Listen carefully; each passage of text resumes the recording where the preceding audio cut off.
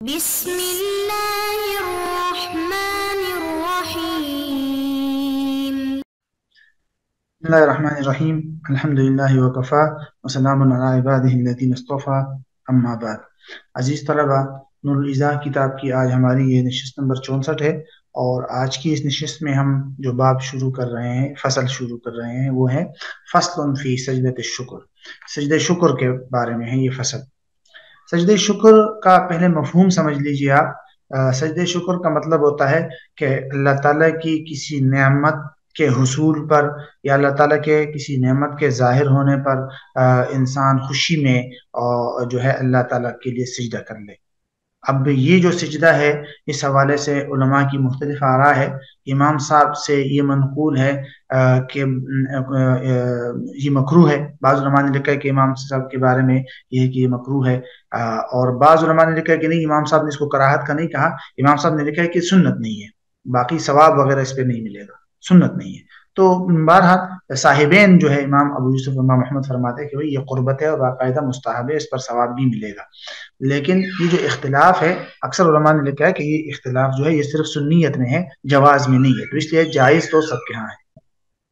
بہرحال اس کے جواز میں کسی قسم کا کوئی وہ نہیں ہے، کسی کوئی کلام نہیں ہے. تو سجدہ شکر کے بارے میں یہاں 2-3 باتیں مصنف نے بتائی ہے، تو ذرا اس کو دیکھ لیجئے. فرماتے ہیں سجدۃ الشکر مکروہۃ عند ابی حنیفہ رحمہ اللہ لا یثاب علیہا، کہ امام صاحب فرماتے ہیں کہ سجدہ شکر جو ہے یہ مکروہ ہے امام صاحب کے نزدیک، اور اس پر ثواب نہیں ملے گا، اور اس کا ترک اولا ہے. بہرحال امام صاحب سے اس طرح کی کوئی بات منقول تو نہیں ہے کراہت کی. امام صاحب سے جو بات منقول ہے وہ صرف یہی ہے کہ یہ واجب نہیں ہے، کیونکہ اگر سجدہ شکر واجب ہوتا تو پھر تو ہر لمحے سجدہ واجب ہو جاتا. اس کی تفسیر کرتے ہوئے کچھ علماء نے کہا کہ امام صاحب مکروہ سمجھ رہے ہیں، یا کچھ علماء کہتے ہیں کہ نہیں، امام صاحب سنیت کا انکار کر رہے ہیں، اور کچھ علماء کہتے ہیں کہ نہیں، وجوب کا انکار کر رہے ہیں. بہرحال وقالا یہ قربت یصاب علیہا، اور صاحبین فرماتے ہیں کہ یہ باقاعدہ قربت ہے، اس پر ثواب بھی ملے گا. وہیئتھا مثل سجدہ تلاوہ، اور اس کا جو طریقہ ہے، ہیئت ہے، وہ سجدہ تلاوت کی طرح ہے، وہ ہم پہلے پڑھ چکے ہیں.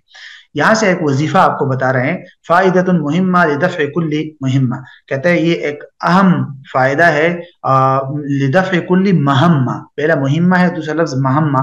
مہمہ کا مطلب ہوتا ہے کسی کوئی مشکل کام. تو کہتے ہیں کہ ایک اہم فائدہ ہر مشکل کام کے دور کرنے کے لیے. باقاعدہ اس کو سمجھ لیجئے کہ یہ ایک وظیفہ ہے. امام نصفی رحمہ اللہ نے ایک کتاب الکافی جو مشہور کتاب ہے ان کی، اس کے اندر یہ بڑا اہم وظیفہ لکھا ہے. فرماتے ہیں من قرأ آیا سجدہ کلہا فی مجلس واحد وسجد لکل منہا کفاہ اللہ ما اہمہ، کہ بھئی جو شخص تمام سجدے کی جو آیات ہے، 14 آیات سجدہ، وہ تمام کی تمام آیات ایک ہی مجلس میں پڑھے اور ہر آیت سجدہ کے لیے الگ سجدہ کر لے، مطلب 14 سجدے بھی کر لے، تو اللہ تعالیٰ اس کے لیے کافی ہو جاتے ہیں وہ ہر اس کام سے جو ما اہمہ ہو، جس کام نے اس کو پریشان کر رکھا ہو. جو بھی مشکل کام ہو تو یہ مشکلات کے لیے بڑا ایک اہم وظیفہ ہے. اس کی طرف مصنف نے آخر میں اشارہ کر دیا. اب یہاں سے جو باب شروع ہو رہا ہے یہ ہے باب الجمعہ. جمعہ کی نماز کے احکامات اور اس کی تفصیلات اس میں بیان کی جائے گی. اور اس کو شروع کرنے سے پہلے یہ 2-3 باتیں آپ ذہن میں رکھ لیجئے کہ جمعہ کی جو جمعے کا دن جو ہے وہ اس کو بڑی فضیلت حاصل ہے. سرور دو عالم صلی اللہ علیہ وسلم فرماتے ہیں کہ سورج جن دنوں پر طلوع ہوتا ہے ان میں سب سے بہتر دن، افضل دن جمعے کا دن ہے. اور جمعے کی فضیلت ہے، جمعے کے دن دعا قبول ہوتی ہے، جمعے کی مختلف جو ہے عبادات جمعے کے لیے منقول ہے، سورہ کہف ہے، اور درود شریف کی کثرت کا زیادہ ثواب ہے، مختلف چیزیں ہیں. اور سب سے اہم جو ہے وہ نماز جمعہ ہے، اور اسی کی تفصیل مصنف اس باب میں بیان کریں گے. دوسری بات جمعے کے حوالے سے یہ بھی ذہن میں آپ رکھ لیجئے کہ نماز جمعہ کس شخص پر فرض ہے. نماز جمعہ کی فرضیت کے لیے علماء نے کچھ شرائط لکھی ہے، کتاب کے اندر بھی آ جائے گی. مثال کے طور پر آزاد ہونا،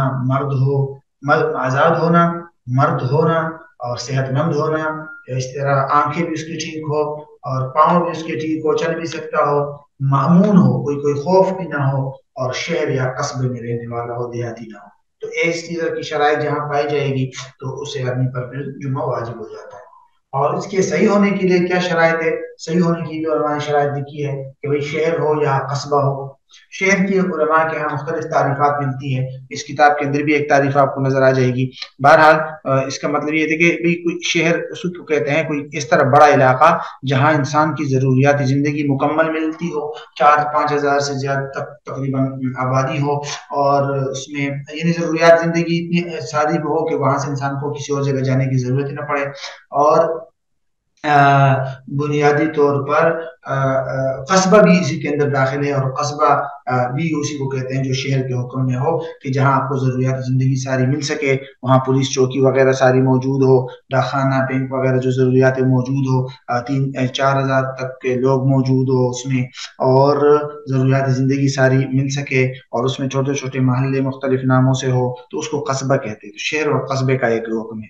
بلکہ فنائے مصر، شہر کی جو فنا ہوتی ہے، اس کی تعریف ہم پہلے پڑھ چکے تھے اگر آپ کو یاد ہو سفر کے احکام میں۔ فنا کا مطلب ہوتا ہے شہر سے باہر وہ جگہ جس کے ساتھ شہر کی ضروریات متعلق ہو، جیسے ایئرپورٹ وغیرہ، وہ بھی شہر کے حکم میں ہے، ٹھیک ہے، تو وہاں پر بھی جمعہ پڑھ سکتے ہیں۔ اور دوسری چیز ہے وقت، ظہر کا وقت ہونا چاہیے۔ جماعت کا مطلب امام کے علاوہ کم از کم 3 افراد ہونے چاہیے۔ اور خطبہ، یہ بھی ضروری ہے، خطبے کی الگ تفصیلات ہے، خطبے کی الگ شرائط ہے، وہ انشاءاللہ آگے آ جائے گی۔ اور آخری شرط ہے اذن عام۔ اذن عام کا مطلب ہوتا ہے کہ ایسی جگہ جمعہ پڑھنا جائز ہے جہاں ہر کسی کو آ کر جمعہ پڑھنے کی اجازت ہو۔ اگر وہاں پابندی ہو اور لوگوں کو نہ آنے دیا جاتا ہو، جمعہ پڑھنے کے لیے نہ چھوڑا جاتا ہو، تو وہاں پر جمعہ کی نماز درست نہیں ہے، اذن عام ہونا چاہیے، ٹھیک ہے۔ تو یہاں اتنی باتیں تو یہ ہو گئی، باقی انشاءاللہ خطبے کے حوالے سے جو تفصیلات آئے گی وہ اس کو شروع کر کے پھر ہم وہاں جائیں گے، پہلے یہ تفصیلات کا خلاصہ دیکھ لیں۔ حکمہ، جمعہ کی نماز کا حکم۔ صلاۃ الجمعہ فرض عین علی من اجتمع فیہ 7 شرائط، کہتے ہیں جمعہ کی نماز فرض عین ہے ہر اس شخص پر جس کے اندر 7 شرائط جمع ہو جائے۔ 7 شرائط کون سی ہے؟ نمبر 1 الذکورہ، مرد ہونا، حریہ، آزاد ہونا، الاقامۃ بمصر، شہر کے اندر مقیم ہونا، دیہات والوں پر نہیں ہے، او فیما هو داخل فی حد الاقامۃ بها، یا شہر کے اقامت کی حدود کے اندر جو داخل ہو، صحیح قول کے مطابق، یعنی کہ شہر کی حدود میں اور شہر کے متصل علاقوں میں جو شہر کے اندر ہی شمار کیے جاتے ہوں۔ نمبر 4 صحت مند ہو، عذر نہ ہو کوئی، کسی ظالم سے امن بھی ہو، اور آنکھوں کی سلامتی اور پاؤں کی سلامتی۔ نابینا پر بھی علماء نے لکھا ہے کہ اگر نابینا نہ جا سکتا ہو تو اس پر کوئی وہ نہیں ہے۔ امام صاحب کے نزدیک نابینا شخص پر وہ نہیں ہے، صاحبین فرماتے ہیں کہ نہیں، نابینا شخص اگر جا سکتا ہے تو اس پر جمعہ واجب ہے۔ شرائط صحت، پیچھے تو شرائط وجوب تھی نا کہ جن پر واجب ہو جاتی ہے نماز، یہاں سے جو ہے یہ شرائط صحت ہے کہ بھائی جن کی نماز کی صحیح ہونے کی شرائط، تو کہتے ہیں 6 چیزیں نماز کی صحت کے لیے شرط ہے۔ نمبر 1 مصر یا فنا مصر ہو، شہر ہو یا شہر کی فنا، پہلے بتا دیا ہے، فنا ہم پڑھ چکے ہیں۔ سلطان یا اس کا نائب ہو، سلطان یا اس کا نائب کا مطلب ہوتا ہے بادشاہ یا بادشاہ کو بادشاہ نے جس کو مقرر کیا ہو۔ یہ بات آپ ذہن میں رکھ لیجئے کہ بادشاہ کا ہونا یا اس کے نائب کا ہونا فقہائے حنفیہ کے ہاں جمعے کے صحیح ہونے کے لیے شرط تو ہے، لیکن اس کا مطلب یہ نہیں ہے کہ بادشاہ یا بادشاہ کا نائب اگر کسی جگہ نہیں ہے تو وہاں جمعہ صحیح ہی نہیں ہوگا، یہ بات ٹھیک نہیں ہے، بلکہ جس علاقوں میں بادشاہ کی طرف سے جمعہ پڑھنے کی اجازت ہو تو بس یہ کافی ہے۔ اب جب جیسے پاکستان ہے، مسلمان ملک ہے، یہاں جمعہ پڑھنے کی کوئی ممانعت نہیں ہے، تو جو امام ہوگا وہ بھی بادشاہ کا نائب ہی سمجھا جائے گا، ٹھیک ہے۔ تو جب جمعے کی پڑھنے کی اجازت ہے تو امام پھر بادشاہ کا نائب۔ وقت ظہر کا ٹائم ہونا، لہٰذا اس سے پہلے بھی صحیح نہیں ہے، اور ٹائم کے نکلنے سے بھی نماز باطل ہو جائے گی، پھر اس کے بعد آپ نماز نہیں پڑھ سکتے۔ والخطبہ، خطبہ بھی ضروری ہے، لیکن خطبے کے لیے کیا شرائط ہے؟ خطبہ کے لیے بھی یہ 4 شرائط ہے، ذرا دیکھیے 4-5۔ قبلہ، ایک تو یہ کہ نماز جمعہ سے پہلے ہو، بقصدها، قصدن خطبہ ہو، اگر کوئی آدمی بھول کر ویسے ہی الحمدللہ الحمدللہ اس طرح کی کچھ آیات پڑھ لے اور اس کا مقصد خطبہ دینا نہ ہو تو نہیں، اس سے خطبہ ادا نہیں ہوگا، خطبے کی نیت سے خطبہ ضروری ہے۔ فی وقتها، وقت کے اندر، اور مطلب ہے کہ ظہر کے وقت کے اندر، اور کوئی نہ کوئی ایک آدمی اس کے سننے والا بھی ہو، وحضور احد لسماعها، اور ممن تنعقد بهم الجمعہ، اور ایسے لوگوں میں سے کوئی ایک ہو، مطلب جو سننے والا ہے وہ ایک لوگوں جن سے جمعہ منعقد ہوتا ہے، اگرچہ وہ ایک ہی کیوں نہ ہو، کوئی ایک آدمی آ گیا اس کا خطبہ سن دیا تو بھی کافی ہے۔ والإذن العام، پانچویں شرط کیا ہے؟ اجازت عامہ ہو۔